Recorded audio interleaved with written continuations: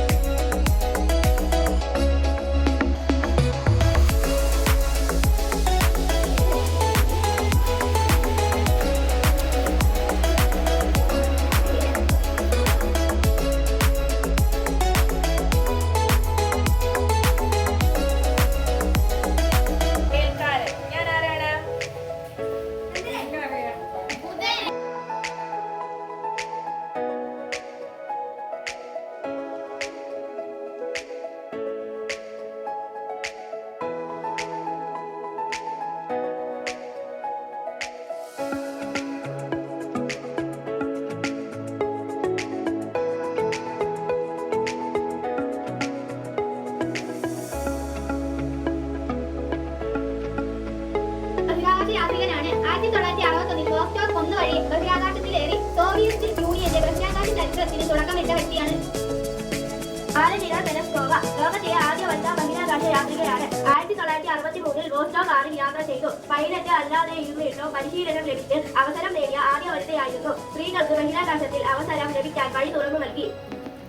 Bus Aldrin, Michael Collins. അമേരിക്കയുടെ Apollo 11 ദൗത്യത്തിൽ ആദ്യമായി ചന്ദ്രയാത്ര നടത്തിയ ബഹിരാകാശ സഞ്ചാരികൾ.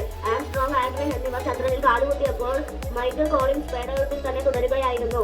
ഇവർ ചേർന്ന് മനുഷ്യ ചരിത്രത്തിലെ ആദ്യ ചന്ദ്ര ദൗത്യത്തെ വിജയകരമാക്കി.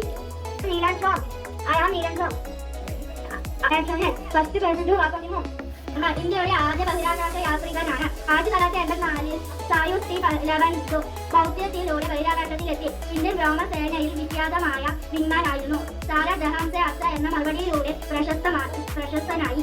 ഇന്ത്യൻ വംശജനായ അമേരിക്കൻ ബഹിരാകാശ യാത്രികയാണ്. 2 തവണ ബഹിരാകാശ യാത്ര നടത്തുകയും ഏറ്റവും കൂടുതൽ സമയം അന്താരാഷ്ട്ര ബഹിരാകാശ നിലയത്തിൽ താമസിച്ച വനിത കൂടിയാണ്. 300 ദിവസത്തിലധികം ബഹിരാകാശത്തിൽ ചിലവഴിച്ചു. നാസയിലൂടെ നിരവധി ദൗത്യങ്ങളിൽ പങ്കെടുത്തു.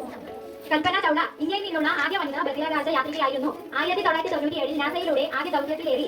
2003 കൊളംബിയ ചാറ്റിൽ ദുരന്തത്തിൽ ജീവൻ നഷ്ടപ്പെട്ടു. ഇന്ത്യയിലെ ജനങ്ങൾക്കും ലോകത്തിനും പ്രചോദനമായ മഹത് വ്യക്തി കൂടിയാണ്. ബഹിരാകാശ സഞ്ചാരി കൂടിയാണ്. 2025 ജൂലൈ മുതൽ അന്താരാഷ്ട്ര ബഹിരാകാശ നിലയത്തിലേക്കുള്ള ആർസിഎം മിഷൻ 4 മിഷൻ പൈലറ്റായി അദ്ദേഹം സേവനമനുഷ്ഠിച്ചു. 1984 രാകേഷ് ശർമ്മയുടെ ദൗത്യത്തിന് ശേഷം ISS സന്ദർശിച്ച ആദ്യത്തെ ISRO ബഹിരാകാശ യാത്രികനും ബഹിരാകാശത്തേക്ക് യാത്ര ചെയ്യുന്ന രണ്ടാമത്തെ ഇന്ത്യക്കാരുമാണ് ശുക്ല.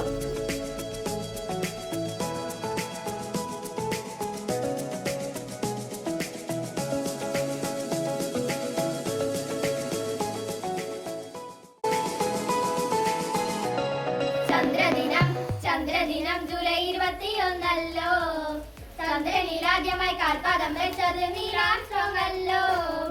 ഇന്ത്യയുടെ ചന്ദ്ര പര്യവേഷണം ചന്ദ്രയാൻ 1 ഇന്ത്യൻ ബഹിരാകാശ പദ്ധതി തൻ കേന്ദ്രം ISRO അല്ലോ.